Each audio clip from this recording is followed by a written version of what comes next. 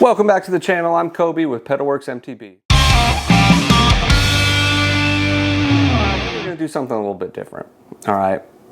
Whether you've been mountain biking for 20 years or you barely know where the brake lever is, there's 5 different types of mountain bikers that we're going to break down in this video that you're always going to see. You might even be one of them. I don't know. We're probably going to make some people mad. We're probably going to annoy some people. It's all in good fun. The only thing that matters is that you're outside riding. Remember, mud looks good on everybody. I'm not trying to make fun of anybody. This is all in good fun. If there's any people that I forgot to leave out that you always notice, go ahead and put them down in the comments, or put down in the comments right now what you think these 5 people are going to be. All right, let's get started with number 5.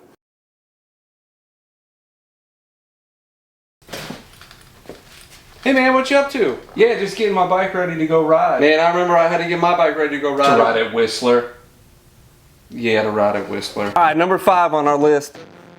I've ran into a few of these. These are rare and far between, but you're gonna see them. The I've been to Whistler guy. I get it, Whistler is amazing. I've never been there. I've seen plenty of videos, plenty of pictures of Whistler, and it looks fantastic. It doesn't have to be your personality.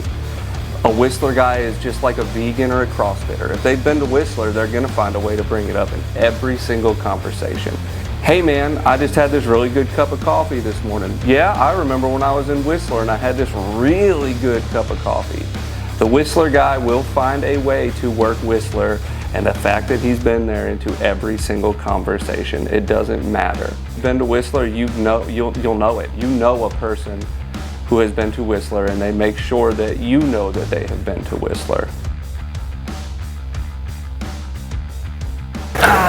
Dude, I think I might have hurt myself pretty bad. I'm sorry, can't stop shooting for PR on Strava. Number 4 on our list, the Strava Addict. It doesn't matter what you're doing, they're pulling up Strava, right? The only thing that matters to a Strava Addict is KOMs. That's it. Nothing else in this world matters to a Strava addict except be able to say that they are king of a mountain on a Strava time. I've been with people who are riding who we can't even go down a single trail without them pulling up Strava to track their times. And it's cool, I get it. It makes it fun, it makes riding different. You get to look, you get to see how fast you went down the hill. It's a blast. You don't always need to be on Strava. All right, king of the mountains matter to one person and one person only, and that's you, the person who set the king of the mountain. There's probably people out there trying to beat it every day, but guess what they are also? Strava addicts. Strava's fun. I've played around with it. It's cool. I like Strava. I don't use it hardly ever. This is who I'm talking about specifically though, is the Strava addict, the one who pulls up their phone for everything. It doesn't matter if you're going on a ride around the block with your kids, they're pulling up Strava to see if there's a best time for a loop around your neighborhood. Number 3, the industry or dying people. I've debated putting this one on the list. It's kind of a sore subject with people, and I understand there's a lot of people on YouTube who have lost sponsors because of the industry and how it's dying. And if your livelihood requires sponsors and stuff like that, then I do feel bad for you. Honestly, I feel bad for you if you're losing income because a bike company's closing. But at the end of the day, the industry isn't dying, it's correcting itself. It's getting better. It's getting better for the consumer, right? I first started mountain biking like a lot of people I'm sure watching this did, again, during COVID. And I picked my first bike for one reason and one reason only during COVID, is it was available. It was in stock. That's it. Nothing else. The industry isn't dying, it's getting better, and it's getting better for the consumer. Gone are the days of 400 different bike companies who can put out whatever they want because somebody is going to buy it. And this is what leads to like better bikes and better stuff for us. This has been one of the best years for mountain bikes, with companies putting out stuff at lower prices with better equipment on it, right? And at the end of the day, that's what matters to us, you know? Companies can no longer, if they want a piece of the buyer's market, they can no longer just put out crap because people will just buy it. They have to be innovative, they have to push forward, they have to do better to keep us buying. So yeah, we're going to lose some companies. There's going to be a lot of companies that close and a lot of companies that shut down. And at the end of the day, it's sad for some of those people that work for those companies, that depend on those companies. But at the end of the day, it's going to be better for the industry overall. You know, I just bought a bike that 6 years ago would have been $7,000 with the parts that it's got on it, and I paid $3 grand for it. It's this bike right behind me that I'm kind of trying to keep blurred out because we're going to do a future video on it. I'm going to show it a little bit here in this one. But like I said, the industry isn't dying, it's getting better, and that's a good thing for a lot of people, for us mainly as the consumers. So yeah, you're going to see this a lot. You're going to see the industry is dying, people, and they're right. The industry, to a certain aspect, okay, the industry is getting smaller, and I think personally that that's a good thing. All right, man, he's here. Let's go.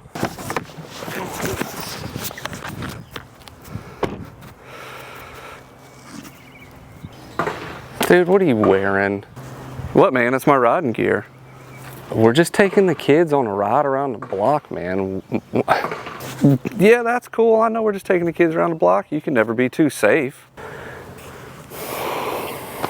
Let's go. Let me get my power meter fired up and we'll hit the roads, man. Actually, can I charge my derailleur and my dropper post batteries before we go? Man, they're dead as hell. Yeah, you can charge your batteries, dude. Come on. Number 2 on our list. This one is my personal favorite. I love these guys. These are my absolute favorite people to run into. That is the Gear Goblin. You all know one.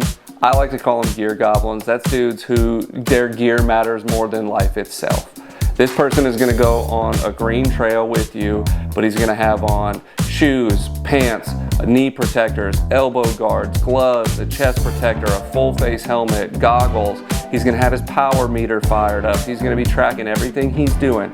I love a Gear Goblin. I have a friend personally who is a Gear Goblin, who it doesn't matter what we're doing. If he's coming over to take the kids for a ride around the neighborhood on his bike, he is fully geared up.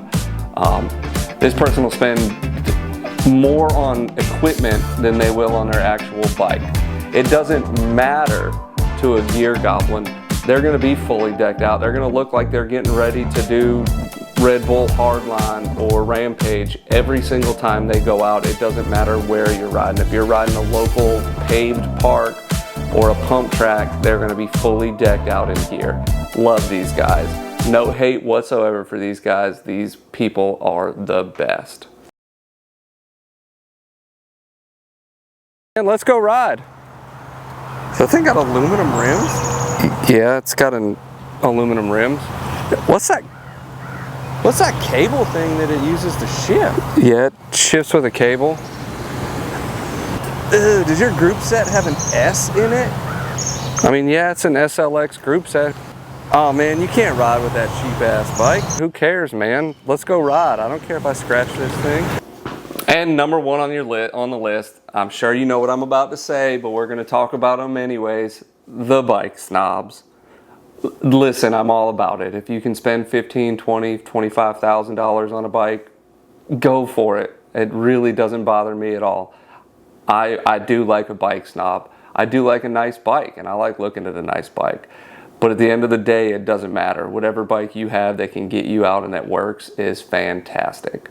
That's all that matters, is getting outside and enjoying the sport that we all love. You wouldn't be watching this video right now if you didn't love this. You're gonna run into a Bike Snob though. Ran into them plenty myself. I rode a Polygon for a long time. I still ride my Polygon Siskiyou all the time. And I don't believe I've ever taken it out without hearing somebody go, "Ew, Polygon." After people watch this video, if you check the comments, there's going to be somebody talking about how bad a Polygon is and how mad they are that I've even mentioned a Bike Snob. We all know a Bike Snob. They've got a full carbon fiber bike, all titanium bolts, a derailleur that costs more than most people's bikes do, and you're passing them. It doesn't matter. If you don't have a $20,000 bike, you're not a real mountain biker to a Bike Snob.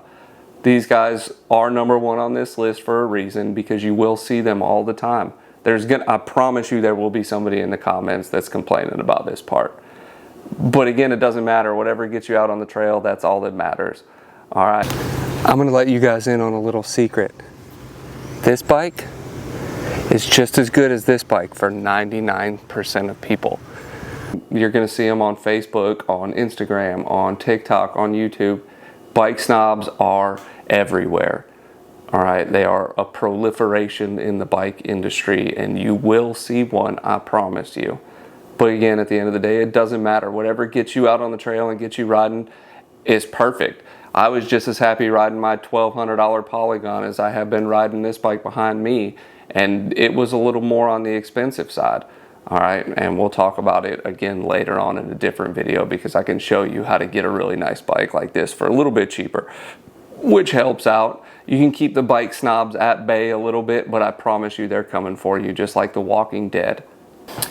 All right, everybody, thanks for hanging out. Again, I want to say this video is all in good fun. At the end of the day, I like riding with people, period. I don't care who you are. I don't care whether you need to be on Strava, whether you need to have all the gear in the world, whether you need a bike that costs more than my house. It doesn't matter. At the end of the day, we're all in this together. We're all out here just having fun. That's all this video is. It's just fun. I'm not trying to hurt anybody's feelings. I'm not trying to make anybody mad. We're just out here having a good time. So until next time, I want to say thank you again to everybody that shows up and watches my videos. I appreciate it. And keep riding. Like I said earlier, remember, mud looks good on everyone.